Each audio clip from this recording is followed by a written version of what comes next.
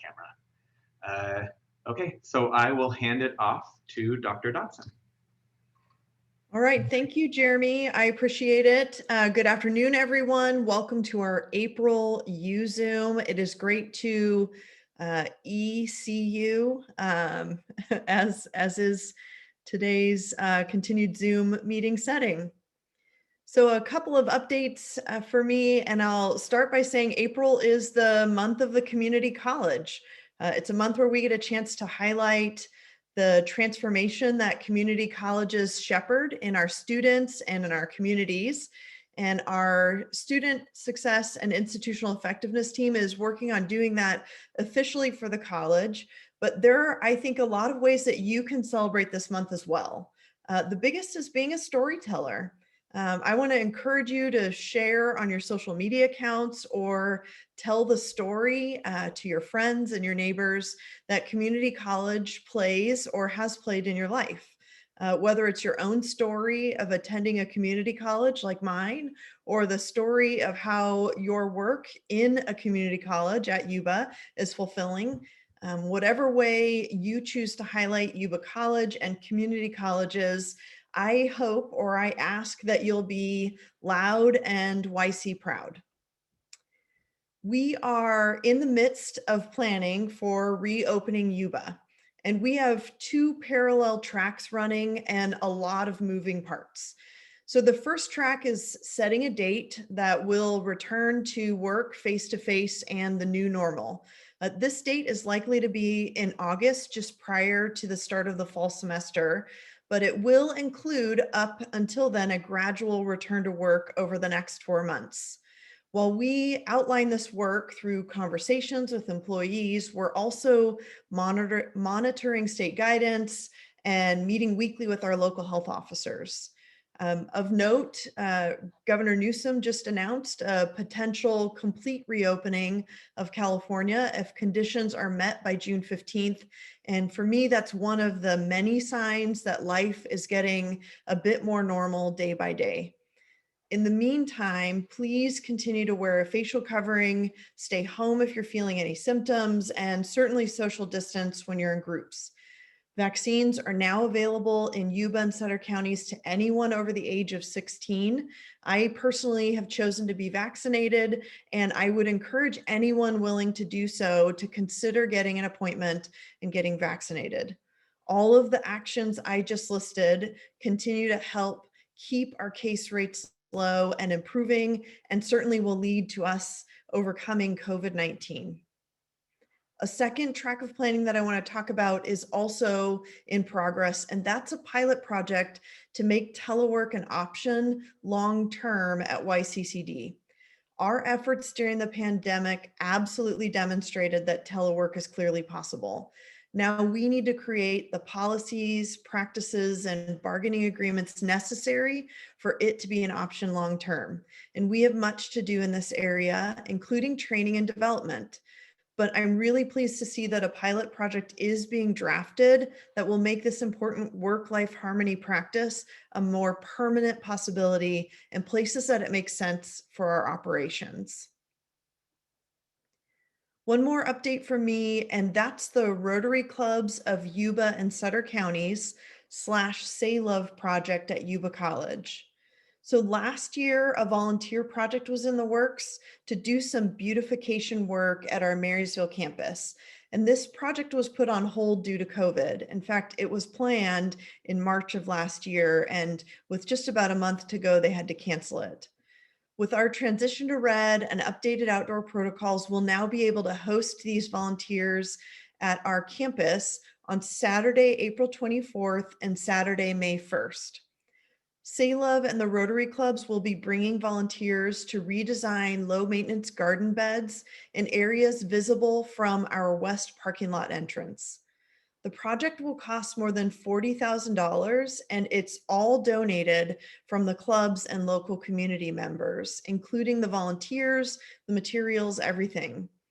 We are incredibly grateful to them for this to be an effort, to be part of really making a difference in how our campus at Marysville really looks and feels.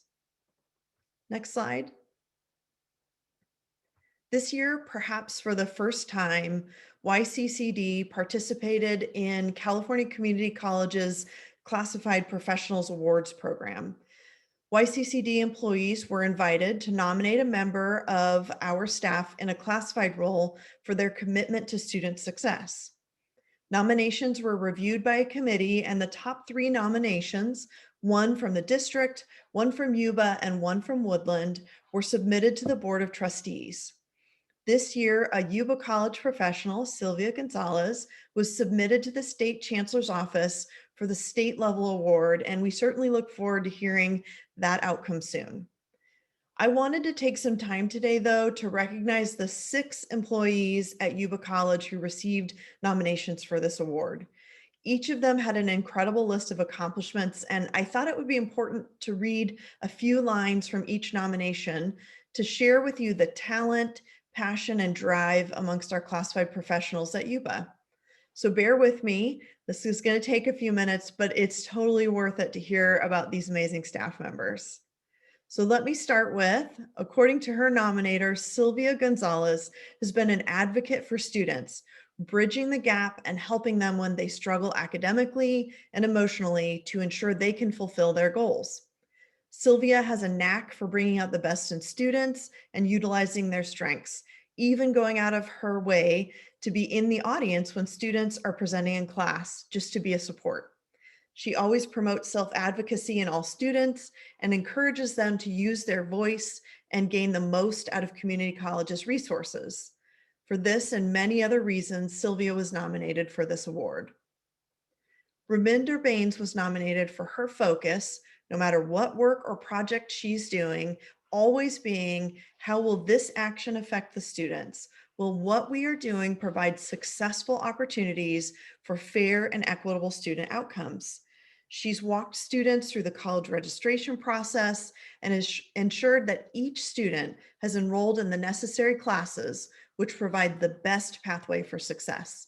She routinely refers students to outside agencies, which frequently provide additional assistance in conquering the challenges current community college students face.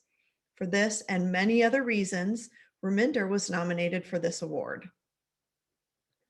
Renee McKenzie was nominated for her commitment to mentoring college students who work in childcare and preparing them for the much needed skills to have careers. She's very professional in interactions with students of all backgrounds and social statuses. She's employed students that have disabilities, supported families of children with special needs. Ms. Renee has been supportive in campus participation with Dusty's Pantry, EOPS Care Program, and the nursing program. She partners with local agencies like Community Care Licensing to ensure that the child care program is following all expected policies. Renee goes above and beyond her job description by using the outside community to support the care and health for our children in our community. For this and many other reasons, Renee was nominated for this award. Next slide. According to her nominator, Sonia Diaz is consistently our go-to person for our DREAM Act students. She goes above and beyond to foster inclusion as well as trust among this disproportionately impacted population. She's always the first person to volunteer for our Cash for College workshops and outreach to our students. She's an active member in her church as well as our community, and she knows what it means to help students, not just to help them with their financial aid, but also how to be successful in their classes. Sonia's the ranking member of the financial aid team with over 10 years of experience and consistently helps the other technicians and other staff on how to guide students through to their ultimate goal, which is certificates and degrees. For this and many other reasons, Sonia was nominated for this award. Diana Adams' nominator shared that she's gone above and beyond to continue foster education by offering virtual class, making home deliveries to ensure materials received in a safe manner, and being an essential player and colleague in the workplace to create an exciting and friendly work environment. Her expertise in the area of foster care makes her a guru. She's a pillar in the community that represents this population and lives to better it professionally and personally. Diana's commitment to the college is shown daily in her group texts to check on everyone in the office. For this and many other reasons, Diana was nominated for this award. Crystal Farrer goes above and beyond in support of students. She's an advisor for ASYC, and in that role, she provides mentorship and guidance on a regular basis. She assists clubs and campus events and activities aimed at improving student engagement. She's taken on a leadership role in the college's equity efforts, including leading the preparation of the Identity and Engagement Center and the implementation of a student advisory panel. Additionally, Crystal plays a key role in supporting the college in the midst of a transition in marketing and communications. She's created a sense of community and engagement through social media, website improvements, and outreach activities. These support the full range of outcomes from the vision for success, from entry to completion, transfer, and employment. For these and many other reasons, Crystal was nominated for this award. If there's one clear theme through all of the nominations that you just heard, it's that our classified professionals make a difference every day in the lives of our students through both big and small contributions that make it possible for students to transform their future. Each of the nominees will receive a gift card to the Yuba College bookstore in recognition of their nomination. Please join me in a quick round of applause for all of the nominees who make us YC proud.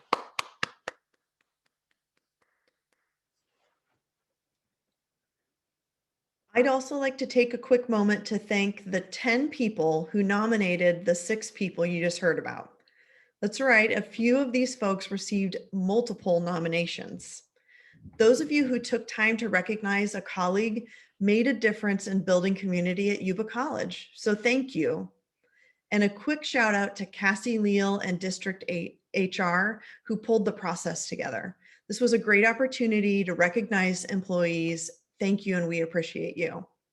With that, I'll turn it over to Dr. Tweed. Carla? Good afternoon, everyone. I don't have a lot of updates. I do want to congratulate all the nominees for the recognition that they all deserve. I think we all can agree we would not run as well as we do without their support. For our summer schedule, it is being pulled tomorrow and will be sent to our media person to get it, or not our media person, but our person to get put together and sent out and then updated to hopefully by the end of April. Our schedule for fall will be pulled probably mid-April to end of April. I think we've almost got everything input. No changes are to be made at this time if you want to make the schedule. We're not making any changes even with Governor Newsom's update yesterday. We're still moving forward with the plan that we have in action. Most of summer will be online and fall we're hoping for more. Our scheduling meetings are taking place now for spring 2022. They're going well. I think everybody's communicating and working with each other to provide really good scheduling for our students. So I appreciate all of the hard work that's going on.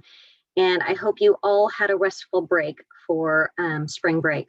With that, that's all I have. And I believe I'm turning it over to Dr. Hunt. Hello, everyone. How you doing? Congratulations for all those who are nominated. Really appreciate your work and the efforts that you do to make Yuba proud. So, we'd like to give a bit of some highlights here for student services area. And with the DSPS raised money for a scholarship, Seed Candies, and I think we had it posted, or DSPS had it posted for 8 days and raised over $400. And really that's from the efforts and from the contributions of members of our college community purchasing to raise funds. Hopefully you enjoyed the candies that you bought. But the $400 or over $400 will certainly go and is needed for support of students. So that we would like to say thank you for that for your efforts. And DSPS, thank you for your continued support of and creativity of raising funds to support students.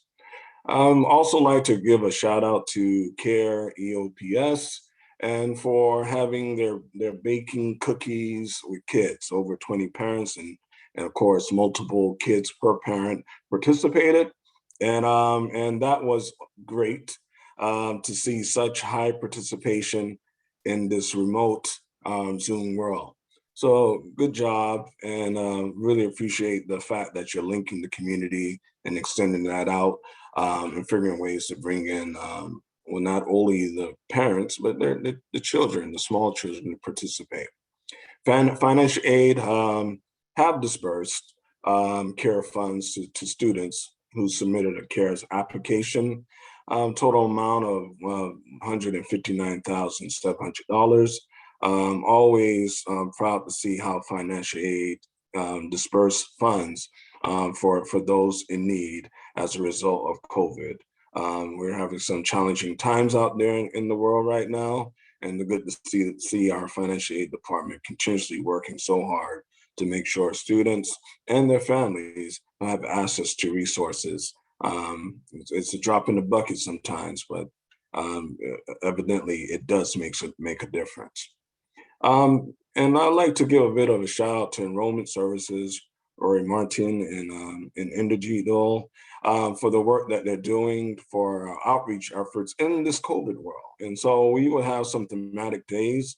You will see Inderjeet and Roy are working hard to organize a few days here that we'll be pushing for April 21st and 22nd. And they're in touch and working with the different academic departments. So when you see them, continue to celebrate their hard work and making sure that we're still out there and connecting and reaching out to the community. Next slide, please. So I'd like to welcome DSPS Clerk Assistant Sean Melton to the college in a professional role. Thank you. Also, I'd like to welcome Taylor Beach, Student Services Technician, to their professional role at the college.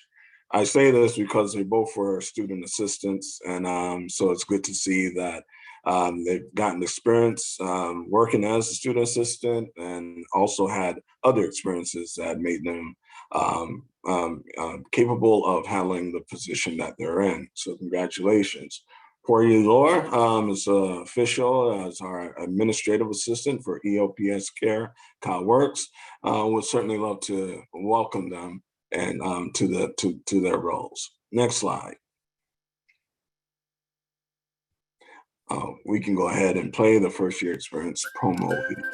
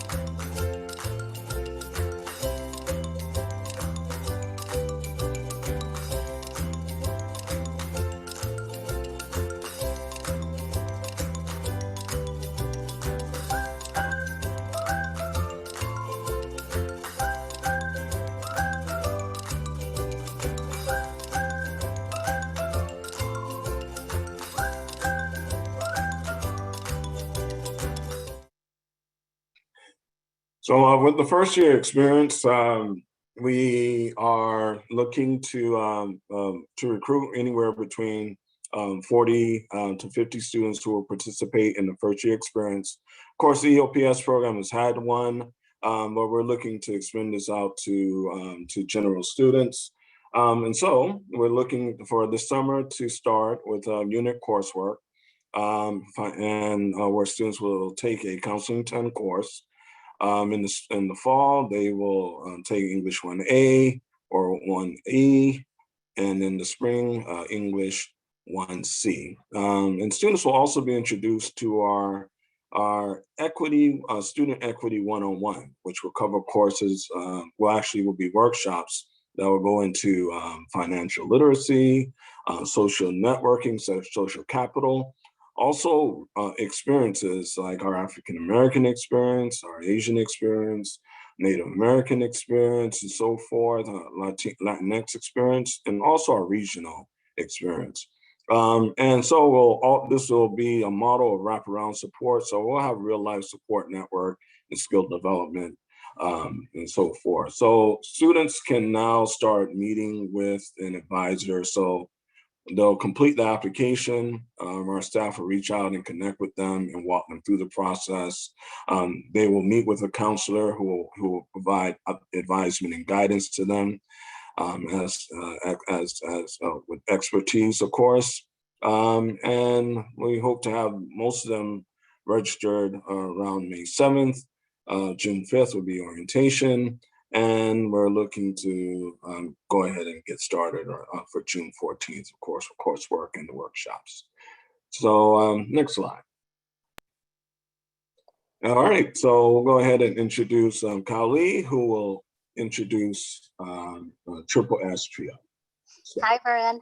This is Kali, Interim Trio Director, and I just want to give you guys an update on our Trio program. We received the 2 grant this fall, and I'm happy to share that we in our Trio program we have permanent staff in here now, and we have been recruiting throughout the year. So, want to just give a warm welcome to our SSS specialist, her, and our SSS STEM specialist, Maria Rivera Zong, and also congratulate Juana, who is now our Trio admin secretary. And Maria and Mai, if you guys want to just say something. Good afternoon. I'm not new to the Yuba College campus. I've been here before. I'm excited to be back in my new role. If you know any student that can benefit from our services, please send them our way. Hi, everyone. I'm Mai. Yes, so just like what Maria said, please send any students that you all may know our way. We are currently still recruiting. And in the chat box here, I will be dropping off a flyer from our program. And we actually have a recruitment video coming up next too. So next slide, please.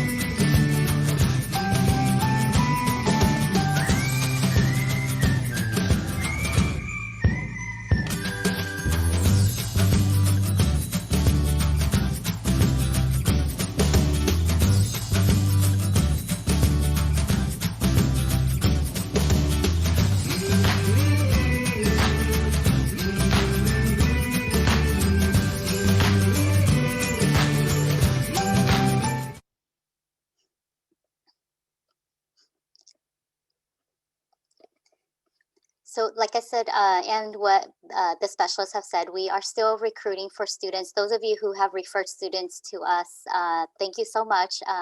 We definitely have had a couple of students that said they've heard from their faculty from other programs on campus. So we really appreciate everyone helping us out as we are a brand new program on campus, and looking forward to working with everyone.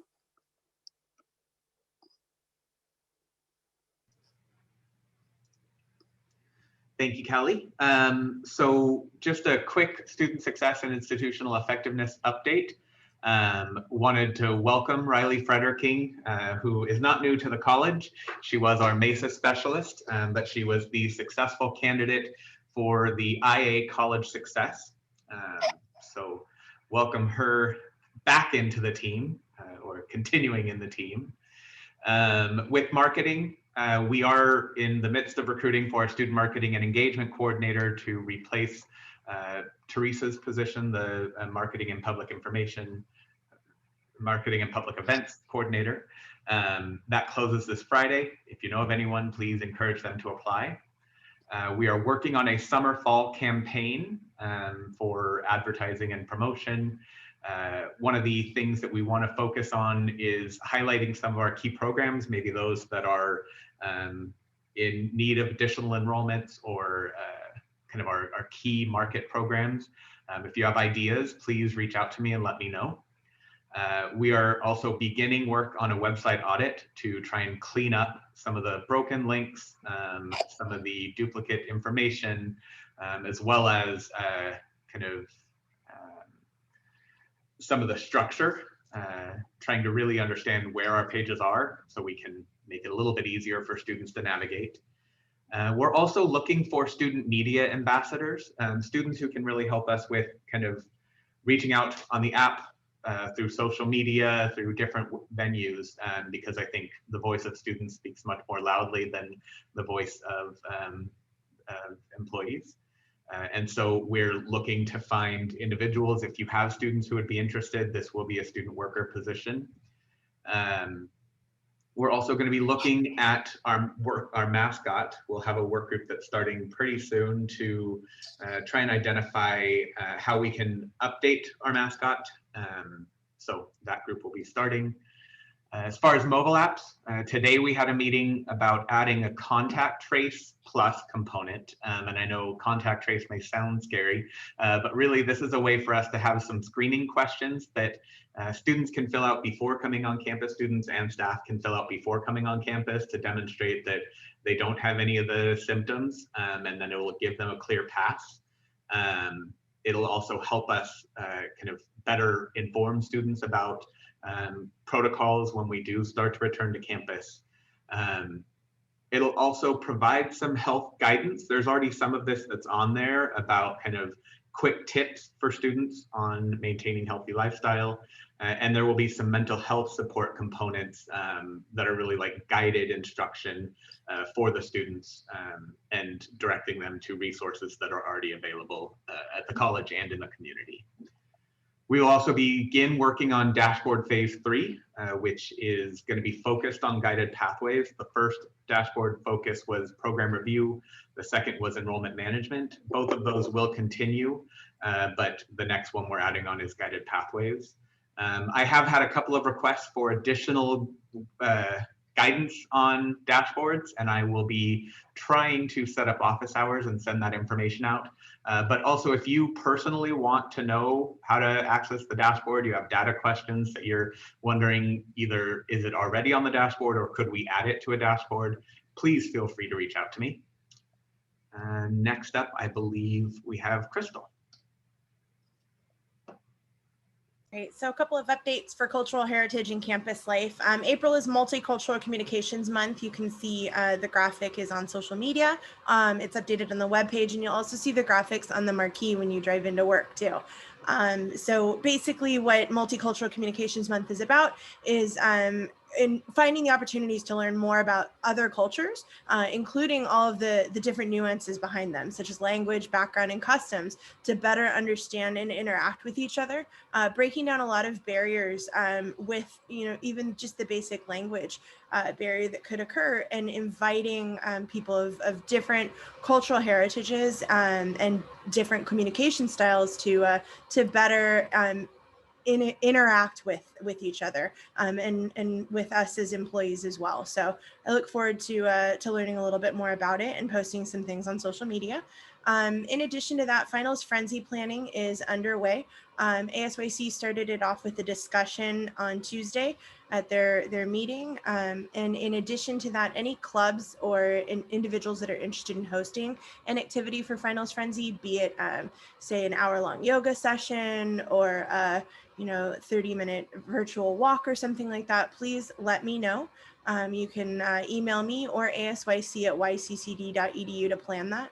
And then ASYC update. So they will have a movie night on Discord on April 12th and a game night also on Discord on the 23rd. And they have open meetings every Tuesday from 11 to 12. Their agendas are on board docs as well. And then next slide, I will have a commencement update. So grad fair is this Wednesday, April 14th. It's going to be from 10 to 2. So please, if you have graduating students in your classes, encourage them to make an appointment. They can have, there's going to be a photographer on campus who can actually take a professional grad photo for them if they come wearing, you know, the nice clothes, or if they have a cap and gown that they would like. It is a socially distanced event, so they will be required to wear facial coverings up until the time of the photo, and then after the photo as well.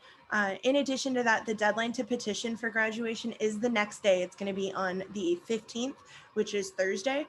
So students that need to petition all the way up through summer, if they will finish their classes summer of this year, they can petition to participate in this commencement as long as it's done before April 15th.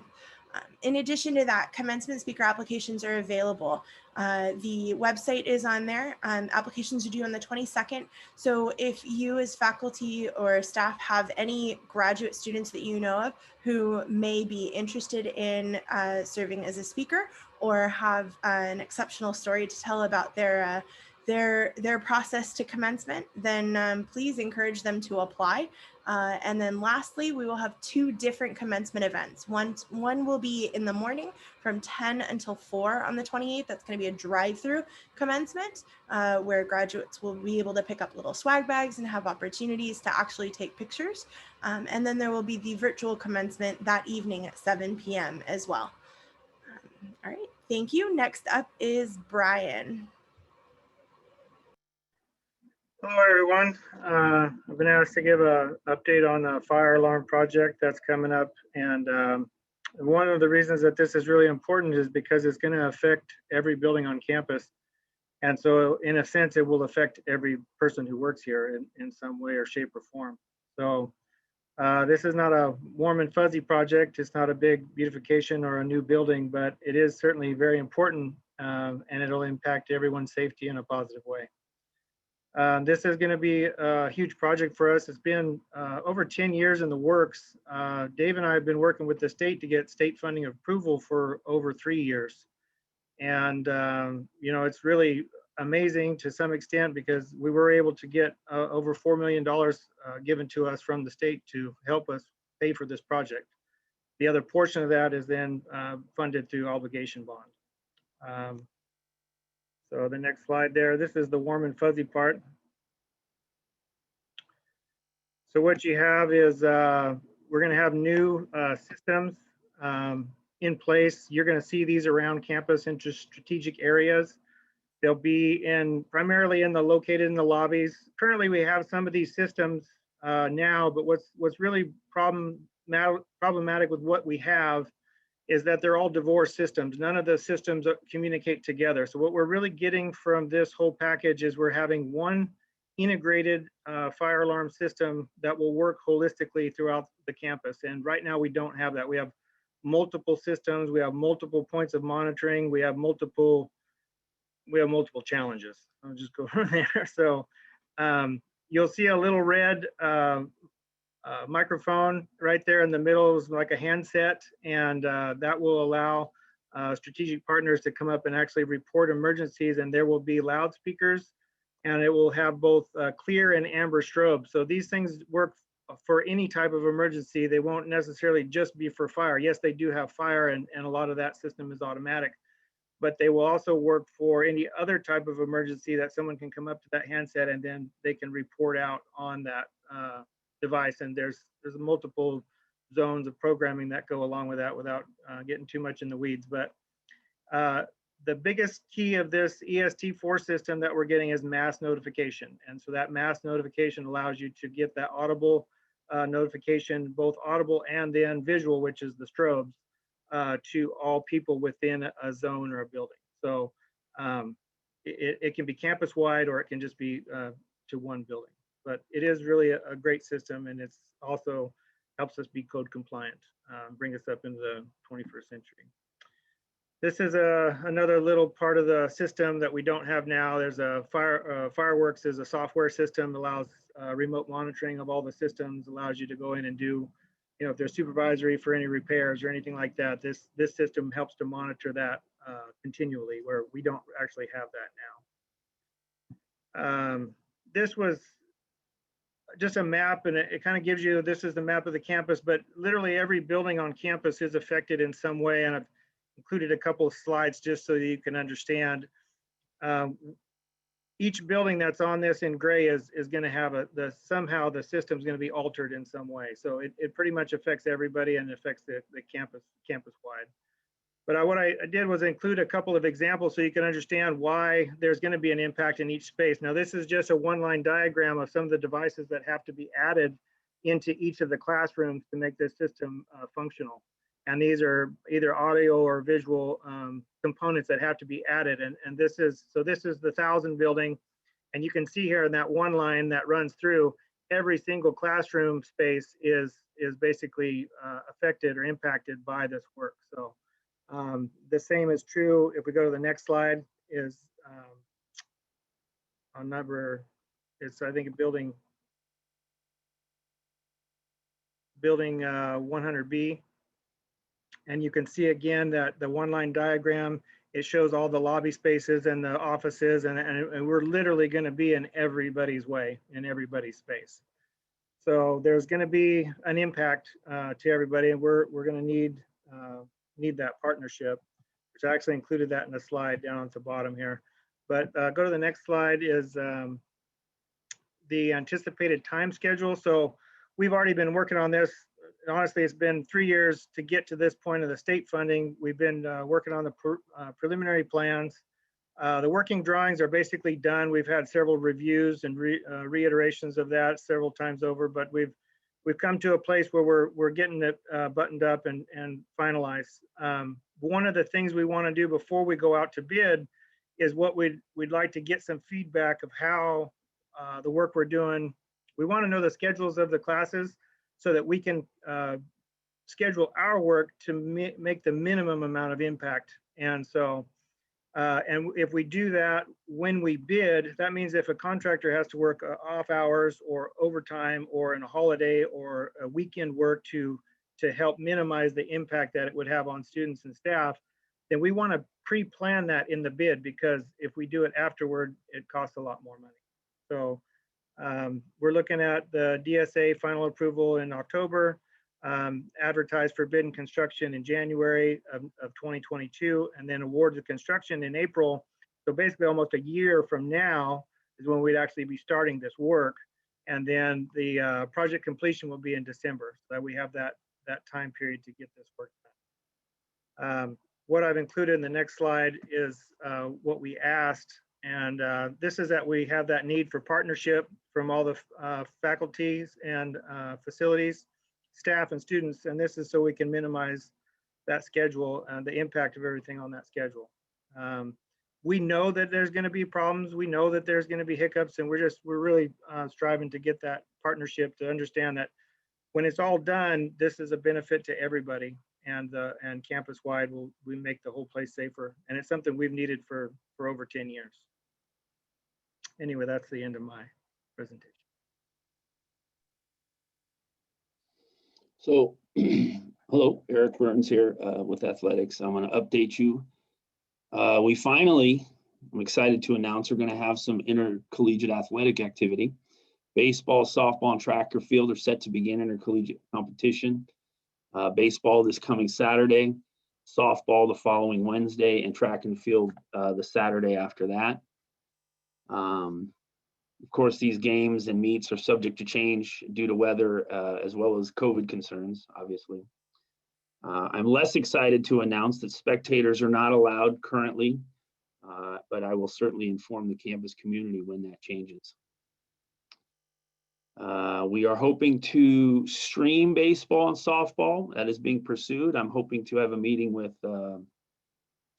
MassCom professor, and hopefully we can work together on getting some of our athletic activities streamed and available for people to watch who can't attend, who obviously at this point are not allowed to attend. And then for safety, what we have going on is student athletes and athletic staff are COVID testing weekly. Of course, we're screening daily, and we're just doing all the things we have to do to be safe and allow these competitions to happen. So we're very excited about that. Lastly, I'll just announce that we have an online merchandise store that opened up today.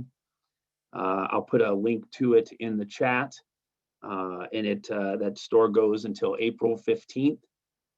Your items for purchase will be shipped directly to you, but those items will not be shipped until the store closes, which will be April 15th. So that is the extent of my update. I will pass it along to fellow Bronco fan Christoph Knopfsinger.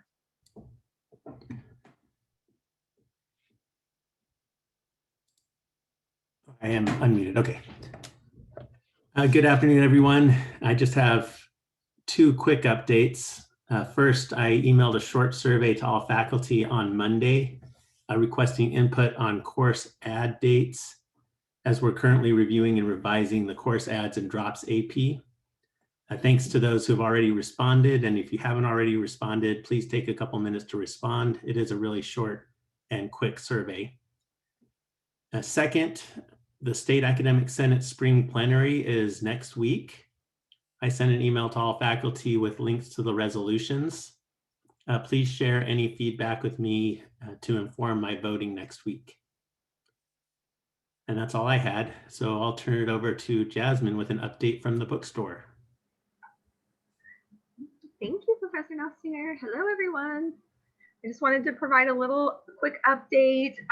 Graduation regalia is in the store now. We're working on the website having the updated years, but everything is still accurate. So if you wanted to send students to Yuba Shop now to shop for regalia, you can.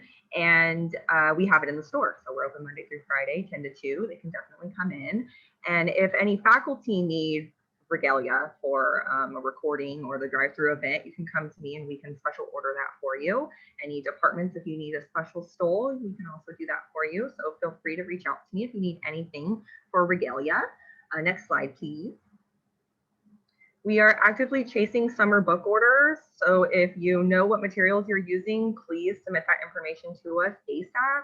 The easiest way I would say is follow Discover through Canvas, because you can do it online and shop materials. If you need any help with navigating that tool, please reach out to us as well. Angelica, my assistant manager, is sending personalized emails to faculty now with a document that walks you through steps of using that tool. Also, you can email us, you can give us a call, you can always come in and visit and check out our Yuba gear in store. Next slide, please. And here are your bookstore contacts. I'm not sure if you have heard or not, but we did consolidate the Lake County campus bookstore at the end of March. So we have dropped off the contacts for that. Anything Lake County related, you will want to come see myself. If you're teaching a class, I don't think we have any Lake people on this call, but just in case, you'll want to reach out to me. We've always been the one that has managed that location, but now everything will be operated in-house of the Yuba location. And that's all I have. So thank you, guys. Thank you, Jasmine. Are there any questions?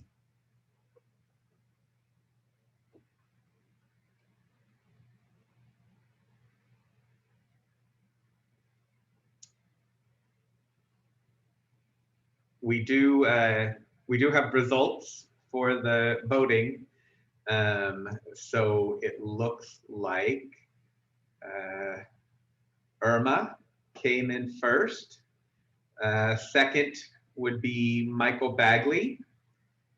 And then we have some tied with Inderjeet, Anita, and Ryan, and Poryi Lor. So we've got some prizes to give out.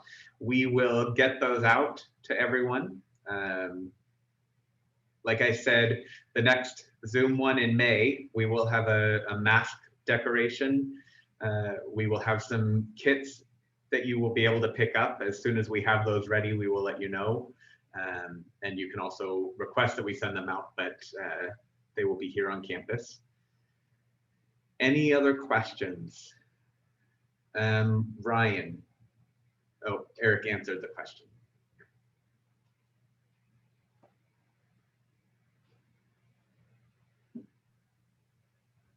Jeremy, did you see Erica's question about who's going to run the Hard Math Cafe?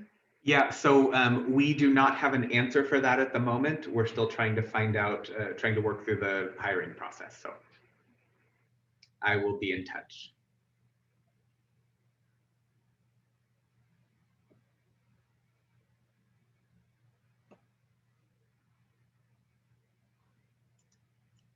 Yuba College ID cards. Crystal? I can answer that one. Yeah. So students can email asyc@yccd.edu. The ASYC members have access to the emails at home, and they can schedule a time for the student to come in. If you are assisting in the facilitation of that, you can always have the student go to the cashier's office or call the cashier and pay for the $5 student ID card fee in advance. That way, when they schedule the appointment with ASYC members, even if it's in the afternoon and the cashier's office isn't open, it will already be taken care of. Please remind students that they need to bring the receipt either to the appointment or they need to email it to asyc@yccd.edu in advance. And I will go ahead and put the ASYC email address in the chat. And then Greg, I saw your question. There is not a hiring committee at the moment. So we are at the very beginning stages.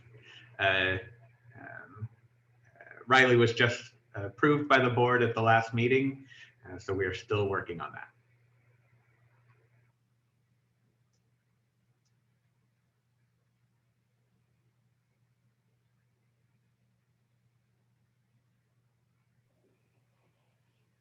All right, well, if there are no questions, let me just say thank you to everyone for joining us. I really appreciate it. If you've got thoughts or ideas about our May YuZoom topics that you'd like to see covered, please don't hesitate to reach out. You can drop them in the chat here, or you can email myself or Zulema, and we will make sure that we get that on the agenda. A note of gratitude to Zulema and Jeremy, who pull these presentations together, and to Joanna Frost, who helps us with our accessibility review. We appreciate you, and our interpreter is here again today. So thank you to everyone who makes this a success.